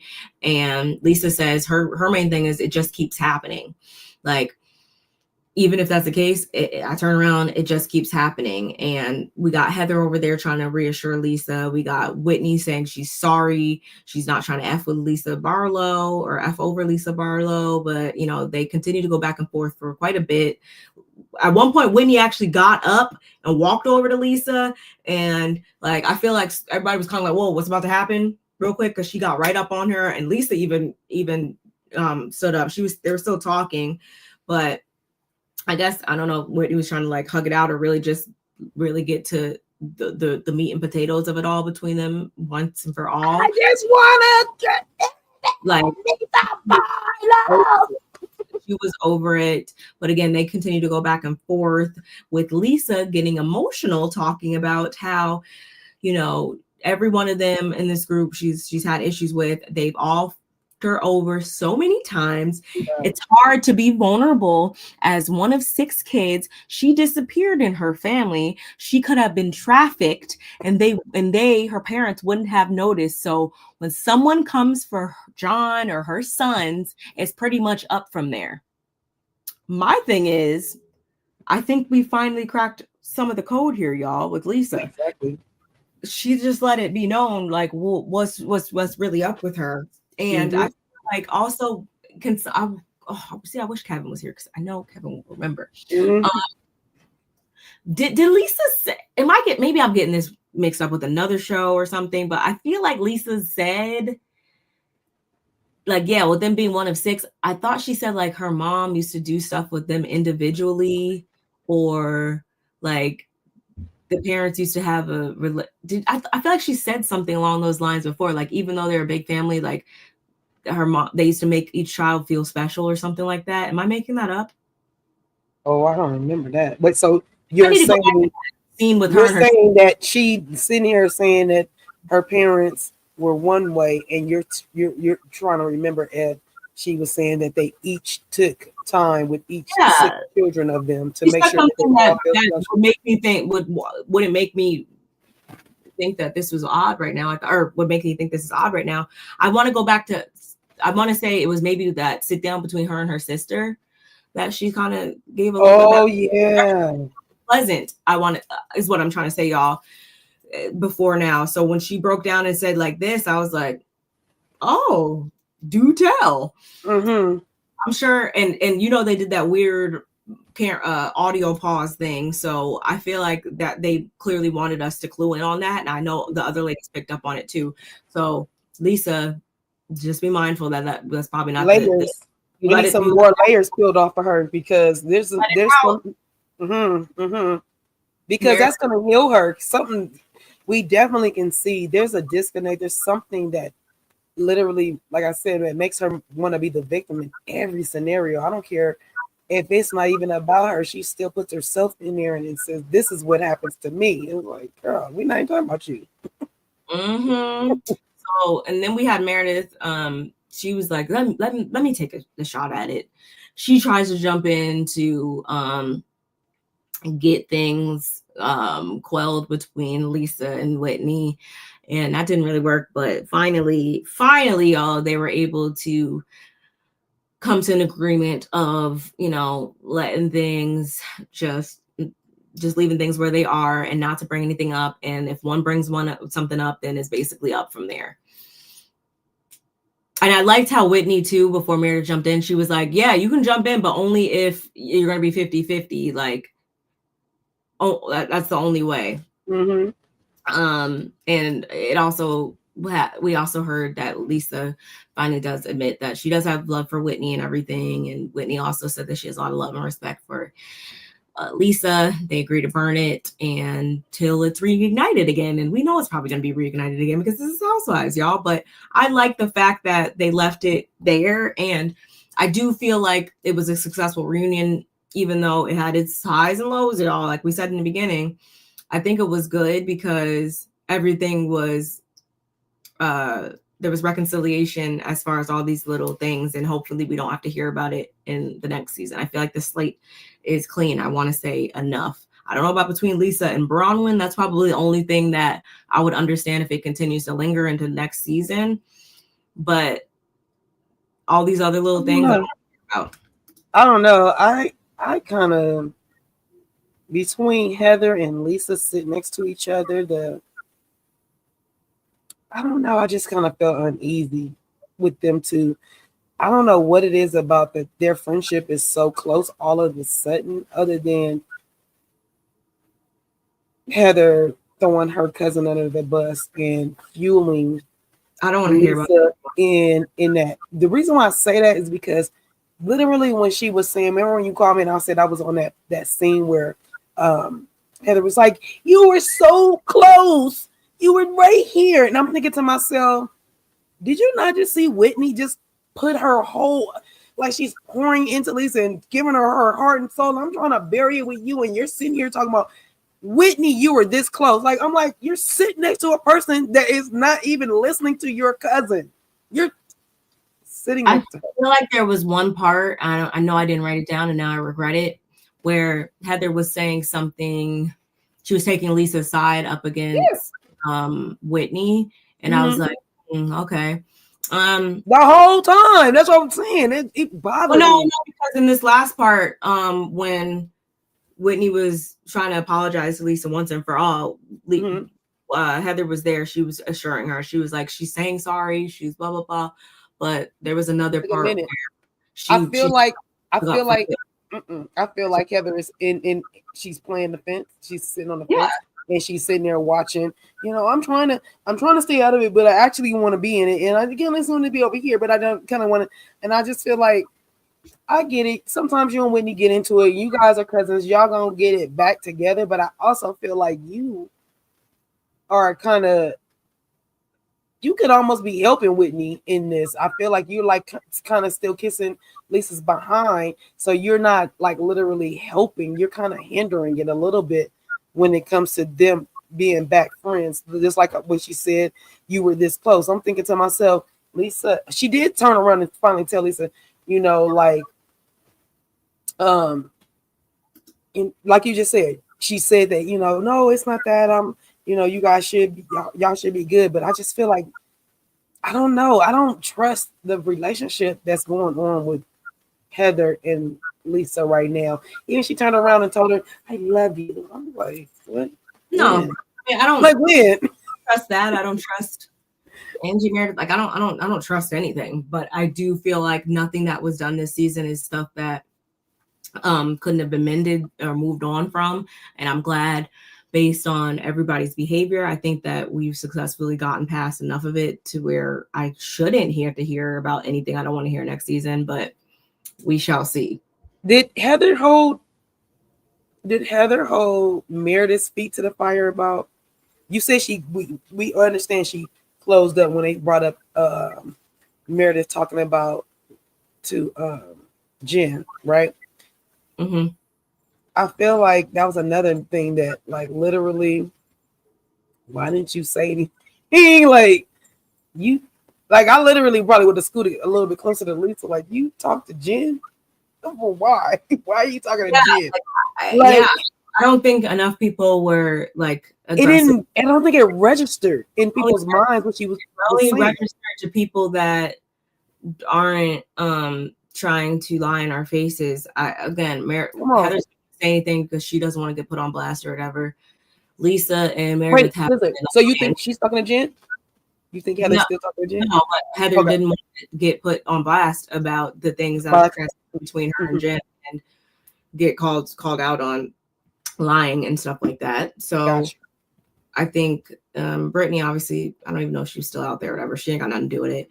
But yeah, it's only going to be that couch that is going to find fault in what Meredith did, because it doesn't support it does them, as Whitney said, that would be the same thing as her talking to Monica or whatever. Like, I feel like we saw Meredith and Lisa pull it back together as far as like that hot mic moment. I don't know. I just like, it's hard to hear that what she said and then to be back cool. So I feel like Meredith probably not a grudge holder, but I would love to know what they talked about on the phone. I don't think what are you talking? What is Jen saying to you where you feel like she needs to be she earned redemption from you? Because like if you talked about if you let everybody else say it, they were victims to her. And even what Mary said that Jen lied on us, she accused us of doing it. It's like, so why is Meredith not looking at it like that? Because somehow we don't know the reason right now, but it's because it benefits whatever narrative or whatever Meredith is trying to do behind the scenes, or whoever she's trying to, keep on her side, or whatever information a person has to give. Mm-hmm. It's whatever agenda she has. Somehow we might not know that agenda now, but it always is. That's scary. And I hate when my sisters say stuff, because like I'm a very intuitive person too, but when she says stuff, it comes from logic more so than like intuition. It's like logical. Like, okay, when Barb says stuff like this, I'm like, okay, so the next season it's clearly gonna come. It's gonna come out, because like literally things that you say, I'll be like, dang. Or I mean, it also be the fact that it's looking like Jen will have a seat at the table if when that time comes. I personally don't want to see it. I know. But I think that also that would obviously then benefit Meredith too if she does come back or whatever to have her. Will it benefit? Will you be happy if it benefits her paying back those people? Like she don't get her check. Like say she don't get her check and the check goes strictly to restitution. Would that be okay for you? Fine, but that has nothing to do with my entertainment. Like I still don't want to see her on the show. But that's why I'm asking. Yes, I want a person to be able to do whatever they can to right their wrongs. In this case, it's to pay those people back. So yeah, I mean, yeah, I still don't want to see her.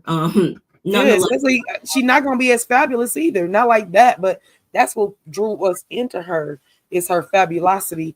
Her having, you know. So that was all. It puzzled us, y'all.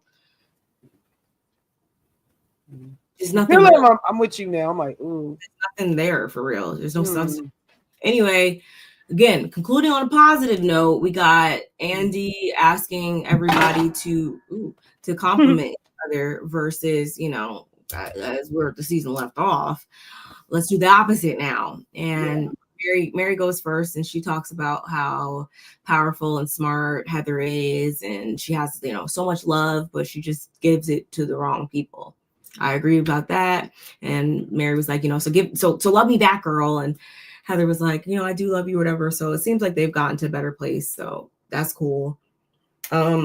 Lisa says to Whitney that she works hard. She's a great mom. She actually does care a lot about her. And when she's like committed to being a friend, she's a really great one. And she wishes her businesses all the success in the future. And then I don't know if you guys picked up on, Andy asks Meredith to say something nice about Angie and Sean. He said, and Sean. Oh, I didn't hear and Sean. He said, and Sean. I don't really think she did, but she talked about how Angie looks pretty. She'll start off with that. And she's a great mom. She loves her family.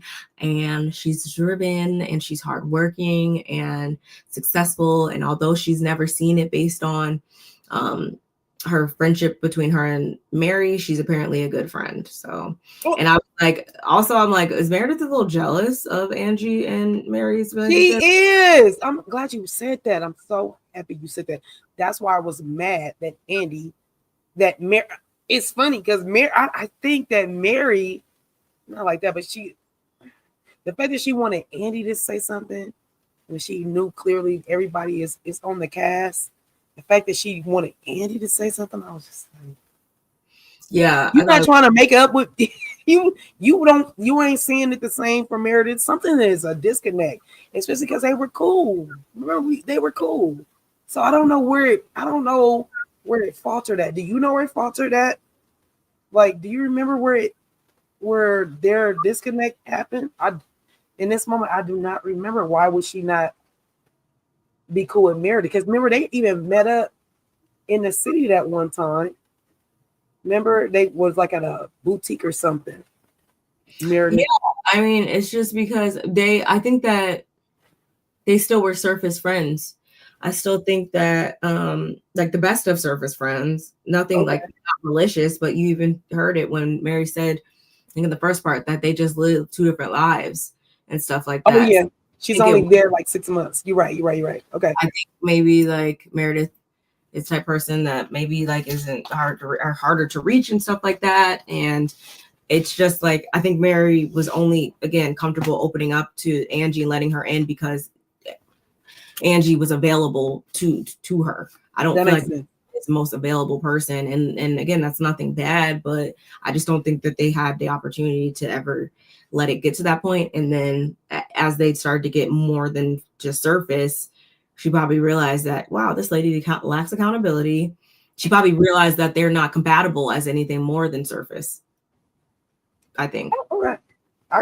So do you think that in season 6, we're going to see them kind of working towards a better relationship? Or you think that Mary just like, I'm good. I don't need, I kind of see Mary for who she is. It's hard to say that because I mean, I guess like based on the show, the whole point is for us to to come back together and do scenes and stuff like that. I think, yeah, they'll probably continue to try at it as long as they're both on the show, because that's the whole point. But if the show wasn't involved, no, I think that they would just still be surface and, you know, let it be that. Like, yeah, they might occasionally grab a coffee and stuff like that, but I don't think that it was ever going to be. I don't think that they're similar enough to. I think I kind of don't agree with the. I think their similarities is probably still kind of a thing, kind of similar. I think Meredith is a grudge holder, and because Mary, so she thought, kicked her out of her house, I think Meredith is holding on to that. When clearly, I was so happy that they showed her again that it wasn't her kicking you out. She said to Angie and you, if y'all cannot listen to me, you'll have to get out. Like, I mean, like when they started to, when their lives started to intertwine a bit more, and they were to these friendship challenges, I think that it's been proven that they think about and they operate differently. They're just different people that are just maybe not as compatible on deeper levels. Like, just because somebody's really good at doing your nails doesn't mean that you guys are going to be best friends, or just because somebody is your gym buddy, or somebody is, you know, somebody that you can, you know, grab a coffee with sometimes or whatever, doesn't mean that you're going to be like the best of friends on all of it. That makes sense. That's why I was asking, because I'm like, and then again, Mary, with Meredith confirming, like, I was holding a grudge against Angie when, you know, at your dinner thing or at your luncheon, and then I turned around and didn't even hear what was going on. I just immediately was like, oh no, I didn't like what she did yesterday, and then today I don't have time for it. I'm like, I think Mary is more like, yeah, you're not as cool as I thought you were. There you go. That's what I'm like. That's the word. That's literally what you're not our people's. You're not my people's. We're literally seeing that, but because of the show, again, y'all, this is a show. These are shows where you have to get along with people. So earn that check, get that money.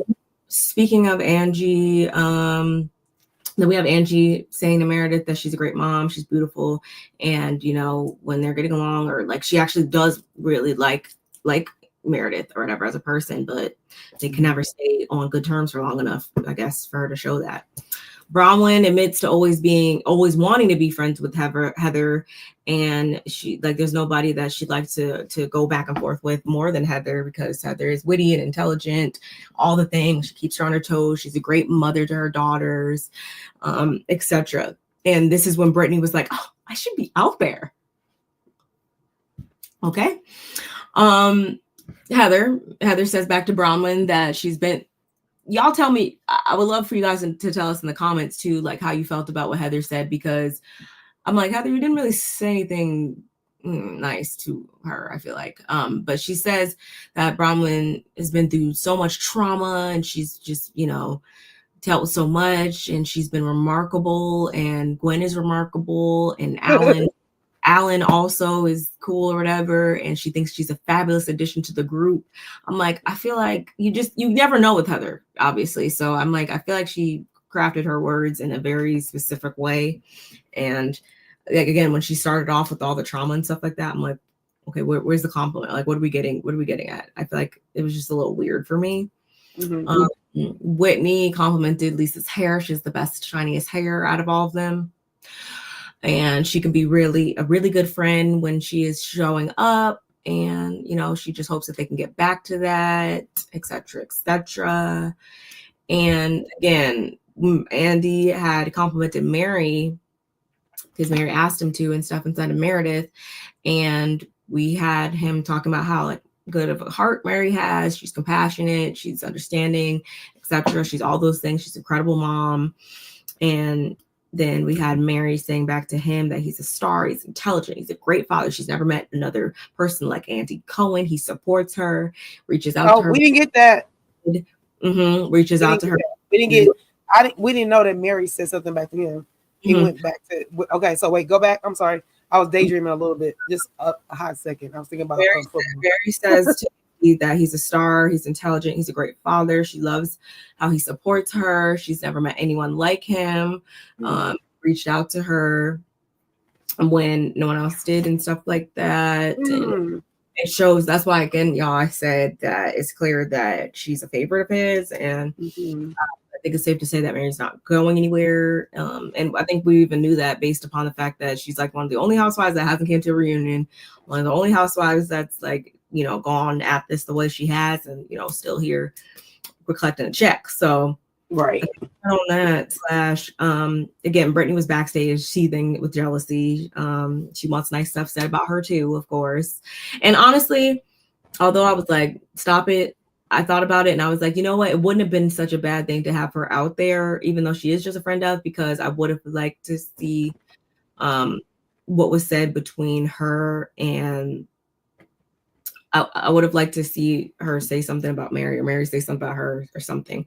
I do think she could have been a part of that, but I totally agree. In this moment, I went back to the cast photo because I was like, let me see Brittany in this cast photo. I was like, okay, so she's not in the cast photo. So I understand why they had her leave. But as needy as Brittany is, especially if you're going to have her come back next season, and I'm sure you guys are, it would have been okay for her to be sitting on the end of the couch, sitting at the end of the couch. And because she is the newbie, because she's the only, well, Bron was a newbie too. They actually could have done them both.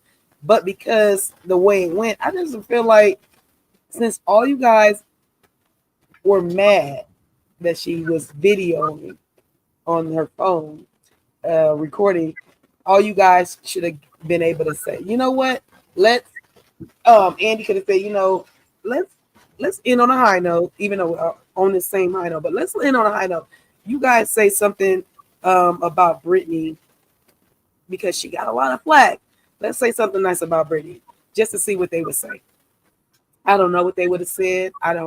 It's not like I don't care, but I would have kind of wanted to know because I feel like Brittany is still like the black sheep in a sense. So I don't want her to feel like she can't come or she doesn't trust anybody or she doesn't have any allies or anything. Because I don't want her to feel that way. She's already kind of. So I feel like I just wish they would have. And then to see her in that moment too, in the background, singing in the background, like she was back in the backstage saying. And then here's the cold thing, sis. They gave her a beer mug. They gave her the Miller High Life. They gave it to her. She literally had the Miller High Life in her hand. She said, I should be. They said, y'all got a beer for her. Why she gave me? Just too much. I thought y'all missed the mark. Y'all missed the mark. It was definitely a lot. I do want to just ask one more question though, y'all, that I was thinking about. And it's just based off of everything that we know now on the back end and just taking everything into account. Bronwyn, I just want to throw it out there that did anyone consider the fact that like after finding out everything that we know about her and seeing the many holes in Bronwyn's story, like, is it so far-fetched to think that, you know, maybe, just maybe, and I don't want anybody to think that I'm in here trying to windmill for Lisa because I'm not, but did anybody think that maybe that Bronwyn did know that Lisa was friends with the paternal grandparents, and then she decided that this will be a good opportunity to show her this picture, and that she has so adamantly stayed for 17, 18 years, however long, she ain't shown nobody, including Todd. Like, because y'all got to think that it is just mighty coincidental that after 17, 18 years, you've decided to show this picture once you've come on the show in front of thousands and millions of people. Like, you know, what are the odds? The odds, let's ask Siri. I'm just joking. I didn't think about that. I didn't either. About that. Maybe that was because there's so many people like, you know, like they're trying to produce the show or co-produce the show. Like, this is how I wanted to run it. I think I can do it like this. Yeah, you might be right. I don't know how she would have known that though, or maybe she does follow the family, and maybe, you know, she's been stalking from a distance and looking at what the family got going on, and we don't know, because that's what social media is for. Like you could literally follow people and not know that you're being followed. So it literally for thought. I'm not, again, do I officially know any of this? No, but I just was thinking about it, and just after somebody, and that's how you guys know for a fact. Like I did say a couple of things, like I don't know about Bronwyn in the beginning, but for the most part, I gave her the opportunity to win me over or whatever, and she did for a while, and until she started showing these inconsistencies in her stories and stuff like that, then that's when I'm like, The jewelry is big time. The jewelry was a big deal. There's been with Todd and the infidelity, big time. About different things during the season and stuff like that, with how she's navigated through some of these disagreements and different stuff and shady remarks and stuff like that. I don't know. My mind just went there and was like, could that be possible? So again, y'all let me know. I can't wait to see her sophomore year, because I do feel like she's gonna come back. I do believe that she's good reality TV. I do believe that. But I think the sophomore year is gonna tell us. We're gonna really get to know her personality, because she won us over. Like literally, we was like rookie of the year. She did that. Like we were like Team Bronwyn on a lot of things. But I think the next season is going to be a telltale sign. Like we're going to be able to see real quickly if she's a liar. The thing, she's not going to be able to pull the wool over her eyes. She's not going to be able to hide behind her fashions. She's not going to be able to hide behind Lisa and ride her D. Like literally, we're going to have to see Bronwyn literally stand on her own 2 feet and handle the season. So it's going to be interesting to see. I believe, like we said, she's good TV. She's definitely good TV. Can't take that away from her. And even though I posed that question, y'all, don't think that means that I still don't think that she gave during the season. She definitely did. It's just towards the end, it's looking like, you gave, and you might not be a truth teller all the way around. So again, I will know even more about that next season, but nonetheless, I still enjoyed this season. I still would give it one of the best seasons across the board for any Housewives franchise. I would definitely put this in like my top 5. I really enjoyed this season. I didn't feel like any of the episodes were filler until we got to reunion. It's crazy because even with Jen Shaw's, what was going on with Jen Shaw and everything, like literally Black Eye Gate, all that stuff, like literally, but this season was so, I don't know, I can't even, it really gave, it did a lot. I would definitely rewatch this season. I would definitely say again that everybody should come back. I'm excited. Yeah, I'm going to definitely miss talking to you guys every week about it. I'm definitely going to miss seeing them on my screen every week. Like, I hope they're already filming again, because it's crazy. It's only been a week, like 5 days, and I'm already like, oh, this sucks. So I know. Wait, this episode 19, so we almost got 20 episodes, y'all. Y'all had us for 19 weeks, y'all. My goodness. You did, y'all. To like, comment, subscribe, share, do all the things. Again, we were streaming from both of our channels. Shout out to everybody who watched on X. Collectively, there's 31 people watching all around. So I do want to, have you guys as subscribers. So make sure you guys are subscribed. Make sure you're liking. Make sure you're commenting, doing all the things. And let's not forget. So the Coastal Critique panel will be reviewing. Our next review will be Roa, Real House of Atlanta. And we usually do that. I'm putting my sister. You see, I said this on live, so she can't be like, no. She wouldn't. She wouldn't. Look out, y'all. Be on the lookout for whatever we do have in store for y'all next. We're gonna miss you in the meantime. And Playback Gang, again, thank you guys so much, because literally, sometimes life be lifing, and our lives are not every time. Like today's a Monday. Happy President's Day, everyone. So literally, we are on Thursday. and this is a Monday, so and it's a holiday, so that's why we don't have as many people in our chat. But we definitely appreciate the people that showed up for us. We really appreciate you. And like I said, playback game, you guys are just as important. Like literally, you guys are our viewership. You guys are the ones that be like, okay, let me see what they talk about. So we really, really, really, really appreciate you guys. We always tell you guys to share us. I know that sounds weird, like share you, how you do that, what you do. Under every one of our videos, our lives, there is a share button. You copy the link and you send it to whoever you want to. That's how you share it, because you like share it. How you share it? Yeah, it says share. Yeah, share. Copy the link and you can send it through a email. You can send it through a text message. You can send it to somebody's inbox on their Facebook, their Instagram, their X. You can do all of that. So it's very easy to share us. But we just really want to say that it's another season down for me and my sister. Like that's what we do. We are a small content creator channel, both of us. And so we're just trying to grow our channels. And so with that, we appreciate each and every one of you guys. And we just love you guys. Thank you guys for working with us. And we're gonna be back in a couple of weeks, I'm sure. Yes, we will, y'all. And yeah, I enjoyed y'all. All of the things. I echo everything that was just said by my good sis. And I look forward to seeing you guys in the comment section. And one last thing, because one of our favorites was not here, but shout out to Kevin Reynolds.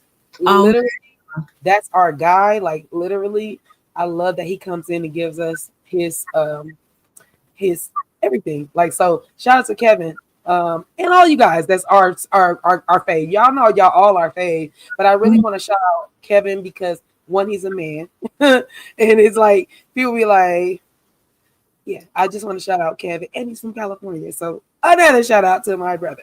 I love it so much. So yeah, y'all look out, keep y'all notification bells on all, so when we come live for anything, you guys are already set to go. Okay. Yes, please do everything in that order. Don't skip, don't pass go, don't do none of that. Don't do none of that until you do exactly what was said. Yeah. And we will see you in the next one. Bye guys. Hello.